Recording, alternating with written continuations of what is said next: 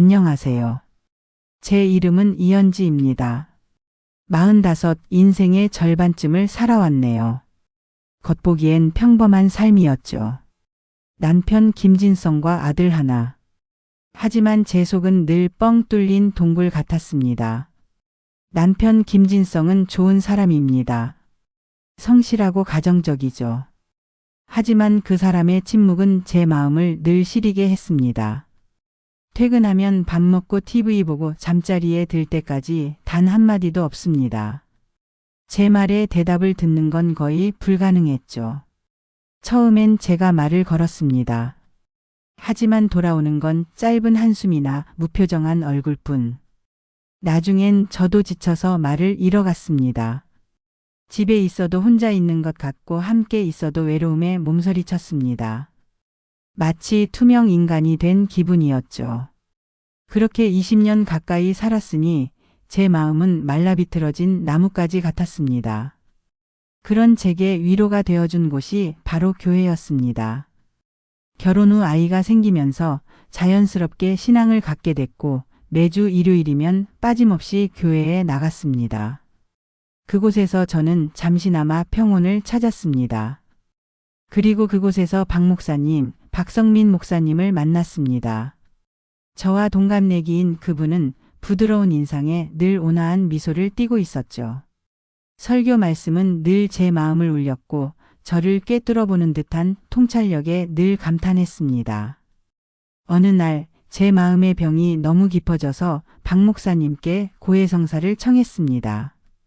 목사님 집무실에서 제 오랜 외로움을 털어놓았습니다.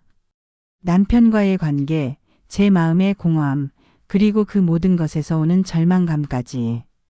저는 쉴 새 없이 눈물을 쏟아냈고 목사님은 아무 말 없이 제 이야기를 들어주셨습니다.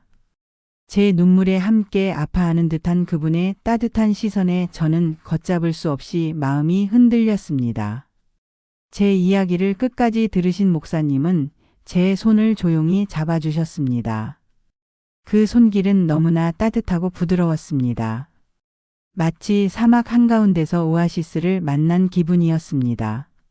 그때 제 삶에 다시는 찾아오지 않을 것 같았던 설렘이라는 감정을 느꼈습니다. 그것이 시작이었습니다. 닿아서는 안 될 사랑의 시작이었죠. 박 목사님과의 만남은 제 삶에 드리워진 오랜 그림자를 걷어내는 듯 했습니다. 하지만 동시에 더 짙은 그림자를 들이우기도 했죠. 그분도 저처럼 외로운 영혼이었습니다. 목사님의 어린 시절은 순탄치 않았다고 합니다.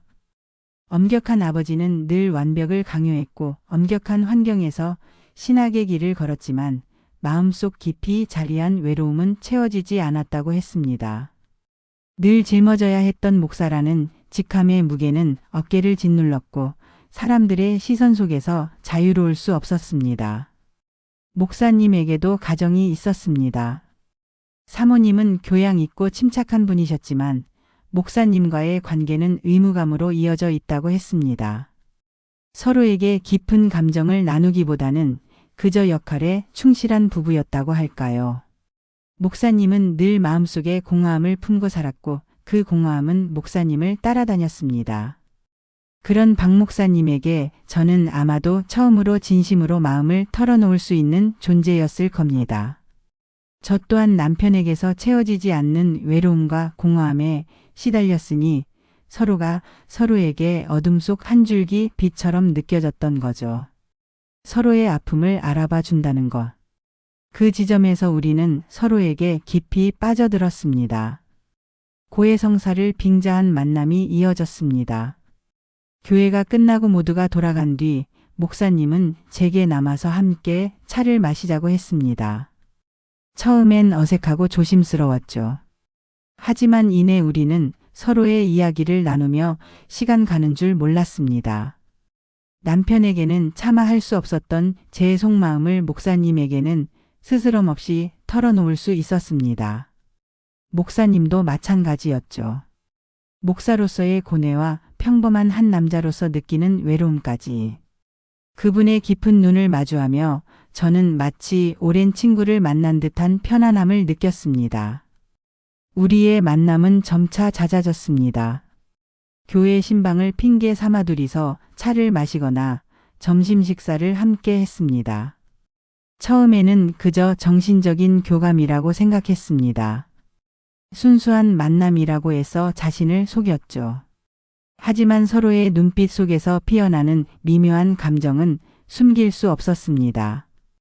목사님이 제 손을 잡을 때마다 느껴지는 따뜻한 온기, 제 어깨를 감싸는 목사님의 손길, 그리고 이따금씩 스치는 몸짓에서 저는 이 만남이 더 이상 단순한 영적인 교감이 아니라는 것을 알았습니다. 가장 기억에 남는 날은 아마 처음으로 둘이서 교회가 아닌 다른 곳으로 갔던 날일 겁니다.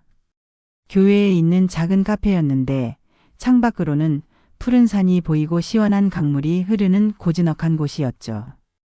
우리는 나란히 앉아 서로의 어깨가 닿을 듯 말 듯한 거리에서 커피를 마셨습니다. 평소에는 늘 격식을 갖추던 목사님은 그날만큼은 편안한 차림이었습니다. 청바지에 면 티셔츠를 입은 모습이 낯설면서도 어딘가 모르게 소년 같아 보였습니다. 우리는 그날 종교적인 이야기보다는 서로의 꿈과 희망, 그리고 이루지 못한 젊은 날의 이야기를 나누었습니다. 서로의 이루지 못한 꿈을 이야기하면서 우리는 더 깊이 연결되는 기분이었습니다. 그날따라 왠지 모르게 제 어깨에 닿는 목사님의 손길이 더 오래 머무르는 것 같았고 스치는 시선 속에는 알 수 없는 감정이 일렁였습니다.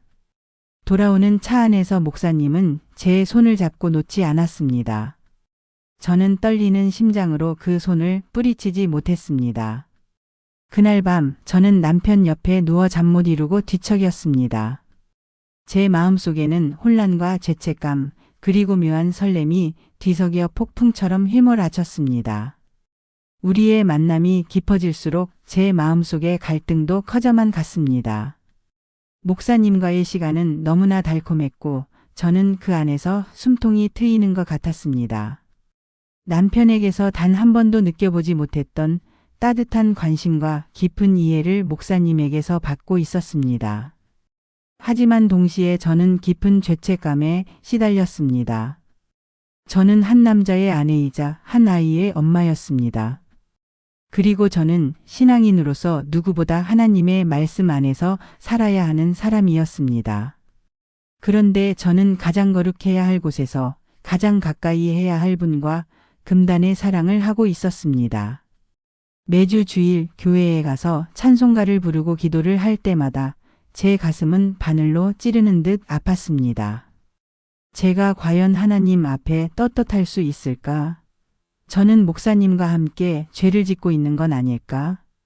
어느 날 목사님과 둘이서 신방을 간다고 거짓말을 하고 외곽의 한적한 드라이브 코스를 달렸습니다. 차 안에서 우리는 이런저런 이야기를 나누다가 문득 침묵이 흘렀습니다. 목사님은 운전대를 잡은 채 창밖을 응시하고 있었습니다.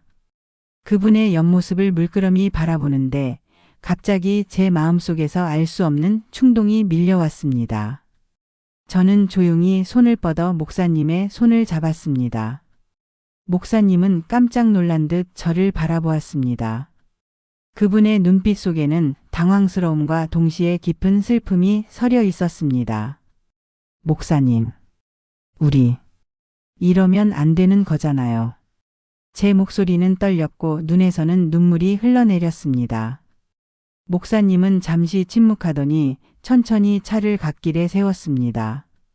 그리고는 제 손을 잡고 말했습니다. 현지 씨, 나도 이 감정이 너무나 두렵고 혼란스러워요. 목사로서 한 남편으로서 이러면 안 된다는 걸 누구보다 잘 알고 있습니다. 하지만 현지 씨를 볼 때마다 내 마음이 흔들리는 걸 어떻게 할 수가 없어요. 목사님의 눈에도 눈물이 그렁거렸습니다. 우리는 서로의 눈을 깊이 들여다보았습니다. 그 순간 우리는 서로의 외로움과 아픔을 다시 한번 확인했습니다. 그리고 그 아픔 속에서 서로에게 의지하고 싶은 깊은 갈망을 보았습니다. 그날 이후 우리의 관계는 더욱 은밀하고 깊어졌습니다. 낮에는 목사님과 신도 관계를 유지했지만 밤에는 서로에게 문자를 주고받으며 하루의 안부를 묻고 서로의 마음을 확인했습니다. 주말에 교인들이 다 돌아간 뒤에는 둘이 남아 교회 사무실에서 밤늦도록 이야기를 나누었습니다. 때로는 손을 잡고 때로는 서로의 어깨에 기대어 잠시나마 위로를 얻었습니다. 하지만 이 모든 관계는 저에게 양날의 칼과 같았습니다. 목사님과의 달콤한 시간은 저를 살게 했지만 동시에 죄책감이라는 칼날로 제 심장을 찌르는 듯 했습니다. 제 아들 민준이는 사춘기라서 부쩍 예민해져 있었습니다.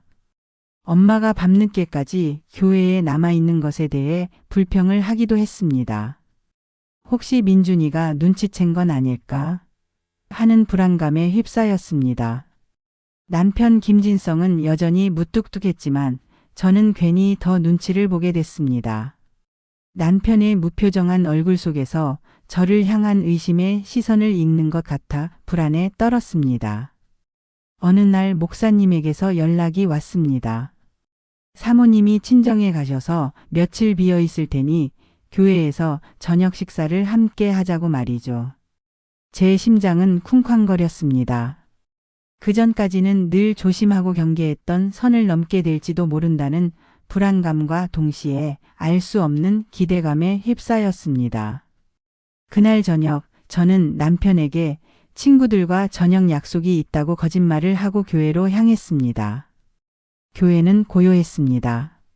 박 목사님은 제게 손수 저녁 식사를 차려주셨습니다. 소박하지만 정성이 가득 담긴 음식들이었습니다. 우리는 마주 앉아 식사를 했습니다. 평소에는 늘 조심스러웠던 대화도 그날만큼은 한결 편안하고 솔직했습니다. 와인 한 잔을 기울이며 우리는 서로에게 더 가까이 다가갔습니다. 목사님은 제게 지난날의 외로움과 공허함을 다시 한번 털어놓았습니다. 현지 씨. 나는 현지 씨를 만나고 나서야 비로소 내가 살아있다는 것을 느껴요. 지금까지는 그저 목사라는 역할에 갇혀 살았던 것 같아요. 하지만 현지 씨는 나를 한 명의 남자 박성민으로 봐주는 것 같아서. 그래서 더 위험하고 그래서 더 놓을 수가 없어요. 목사님의 진심 어린 고백에 제 눈에는 눈물이 고였습니다. 저 또한 목사님과 같은 마음이었으니까요.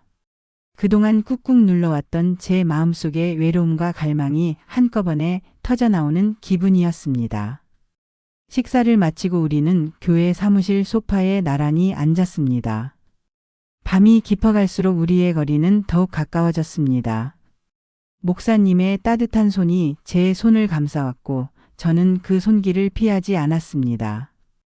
그리고 이내 목사님의 품에 안겼습니다. 그분의 심장 소리가 제 귀에 생생하게 들려왔습니다. 쿵쿵쿵.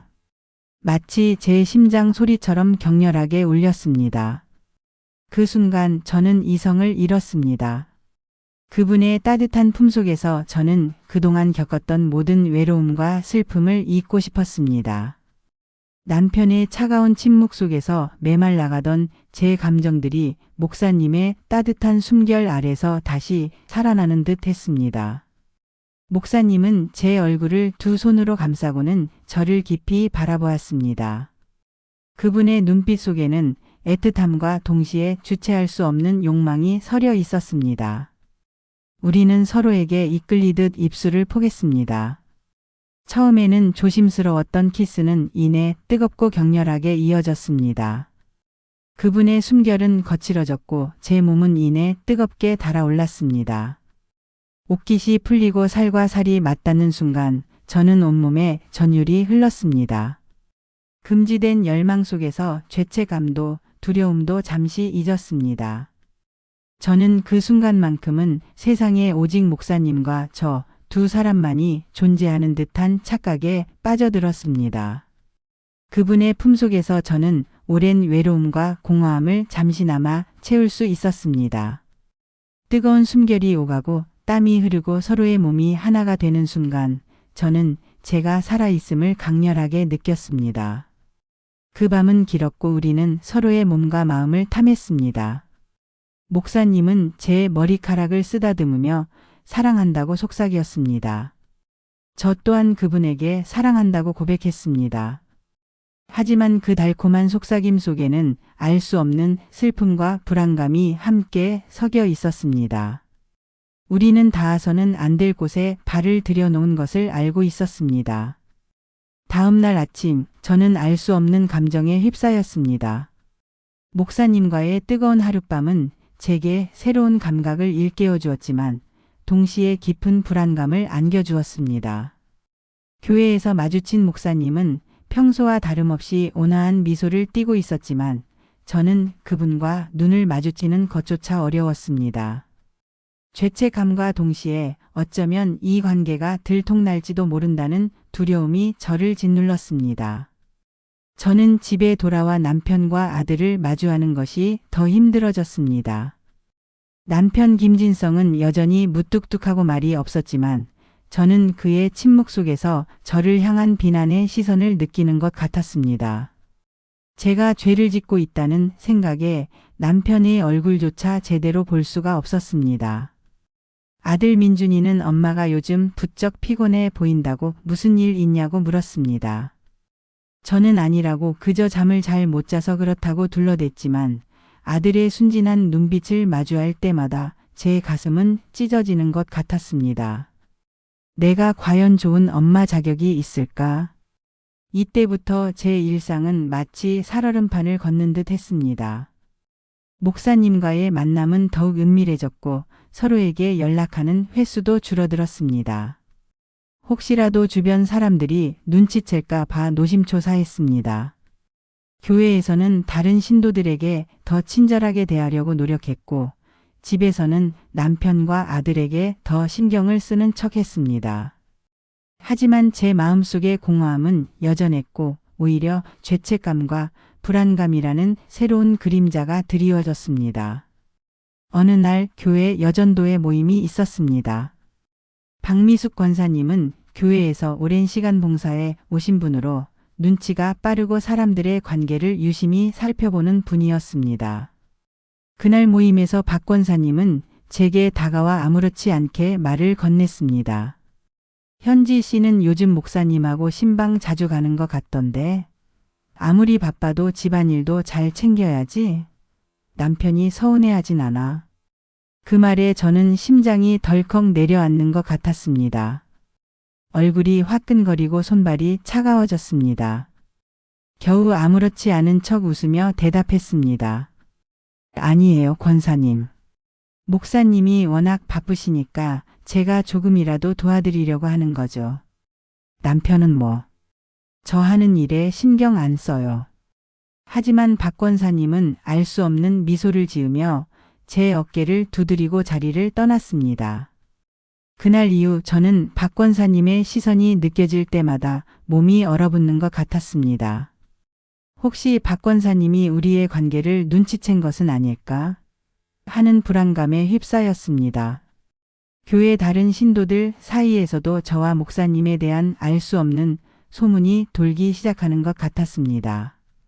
박 목사님도 저처럼 불안해하고 있었습니다. 우리는 서로에게 연락을 자제했고 교회에서 마주쳐도 최대한 거리를 두려고 노력했습니다. 하지만 서로를 향한 마음은 쉽게 정리되지 않았습니다. 저는 밤마다 잠 못 이루고 뒤척였습니다. 이 관계를 끝내야 한다는 것을 알면서도 목사님의 따뜻한 손길과 이해심 넘치는 눈빛을 포기할 수가 없었습니다.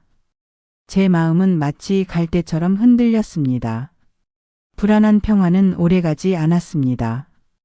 결국 올 것이 오고야 말았습니다. 어느 날 남편 김진성이 퇴근 후 제게 말했습니다. 당신 요즘 교회에 너무 붙어 있는 거 아니야? 민준이 엄마가 맨날 교회에 가 있다고 투덜거리더라. 남편의 말에 저는 순간 얼어붙었습니다. 남편은 평소에 제게 관심이 없었기에 이런 말을 할 것이라고는 상상도 못했습니다. 저는 당황한 기색을 숨기며 말했습니다. 무슨 소리야? 교회 가서 봉사활동 좀 하는 건데. 그리고 당신이 나한테 신경을 안 쓰니까 내가 교회라도 가서 마음의 위안을 얻는 거 아니야? 저도 모르게 원망 섞인 목소리가 튀어나왔습니다. 남편은 잠시 저를 빤히 바라보더니 말했습니다. 교회 사람들이 당신하고 박 목사님 사이에 이상한 소문이 돈다고 하던데. 사실이야. 그 순간 제 머릿속은 하얗게 변했습니다. 심장이 발밑으로 쿵 떨어지는 것 같았습니다. 저는 아무 말도 할 수 없었습니다. 남편의 눈빛은 차갑게 얼어붙어 있었고 그 속에는 분노와 배신감이 가득했습니다. 말해봐. 사실이냐고. 남편의 목소리가 점점 커졌습니다. 저는 더 이상 숨길 수 없다는 것을 직감했습니다. 눈물이 터져 나왔습니다. 미안해. 정말 미안해. 저는 무릎을 꿇고 남편에게 용서를 빌었습니다. 남편은 한동안 아무 말도 하지 않고 저를 내려다보았습니다. 그의 얼굴은 차갑게 굳어 있었고 그의 눈빛은 제가 알던 남편의 눈빛이 아니었습니다. 마치 낯선 사람처럼 느껴졌습니다. 그날 밤 남편과 저는 밤늦도록 싸웠습니다. 남편은 제가 어떻게 그럴 수 있냐며 분노했고 저는 그동안 쌓여왔던 외로움과 서운함을 토해냈습니다. 서로에게 상처 주는 말들이 오고 갔고 우리의 관계는 걷잡을 수 없이 파국으로 치달았습니다. 결국 남편은 저에게 이혼을 요구했습니다. 더 이상 당신하고는 못 살겠어. 이혼해. 남편의 입에서 이혼이라는 말이 나오자 제 심장은 찢어지는 것 같았습니다. 모든 것을 잃을지도 모른다는 두려움이 저를 덮쳤습니다. 아들 민준이의 얼굴이 떠올랐습니다. 아직 어린 아들이 상처받는 것을 원치 않았습니다. 하지만 이미 엎질러진 물이었습니다. 다음 날 저는 박 목사님을 찾아갔습니다. 제 상황을 이야기하고 우리 관계를 정리해야 할 것 같다고 말했습니다.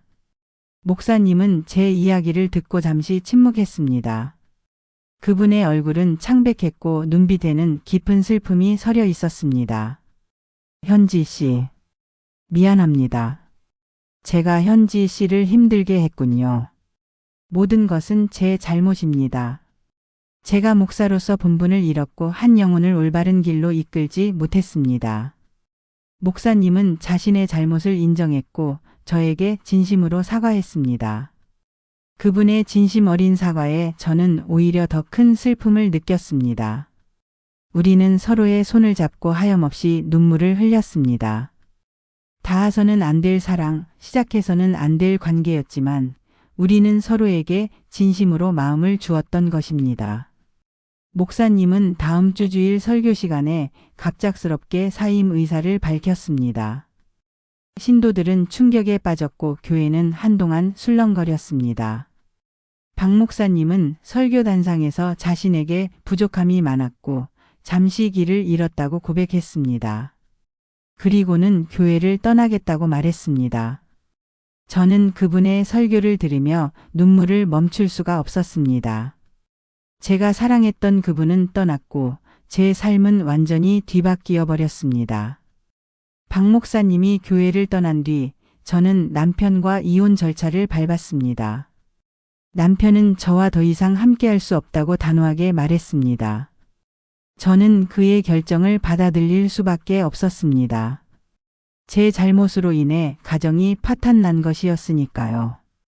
아들 민준이는 엄마 아빠의 이혼 소식에 큰 충격을 받았습니다. 저는 민준이에게 모든 것을 솔직하게 말할 수 없었습니다. 그저 엄마 아빠가 서로 다른 길을 가기로 했다고 하지만 민준이에 대한 사랑은 변치 않을 것이라고 말했습니다. 민준이는 한동안 방문을 걸어 잠그고 나오지 않았습니다. 저는 아들의 마음을 돌리기 위해 노력했고 시간이 지나면서 민준이도 조금씩 저를 이해해주기 시작했습니다.